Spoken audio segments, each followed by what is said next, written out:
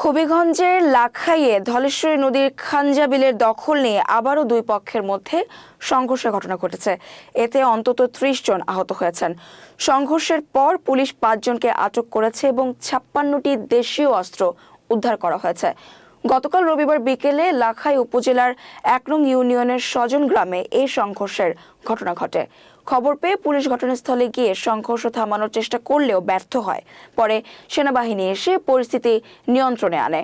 Police ও স্থানীয় সূত্রে জানা গেছে, ধলেশ্বরী নদীর খাঞ্জাবিলের দখল নিয়ে শিবপুর গ্রামের জনকল্যাণ সমবায় সমিতি এবং সন্তোষপুর আনন্দময়ী মৎস্যজীবী সমিতির মধ্যে দীর্ঘদিন ধরেই বিরোধ চলছে।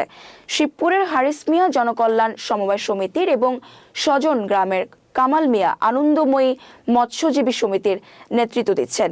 এই বিরোধের কারণে অতীতে দুবার সংঘর্ষের ঘটনা ঘটেছিল।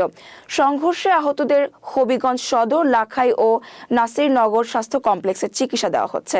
থানার ভারপ্রাপ্ত কর্মকর্তা ওসি মোহাম্মদ বন্দে আলী জানান, ধলেশ্বরী নদীর খাঞ্জাবিলের দখল নিয়ে দুই পক্ষের মধ্যে প্রায়ই সংঘর্ষ ঘটে। এবারও সংঘর্ষের ঘটনায় ৩০ থেকে ৩৫ জন আহত হয়েছে এবং ৫ জনকে আটক করা হয়েছে।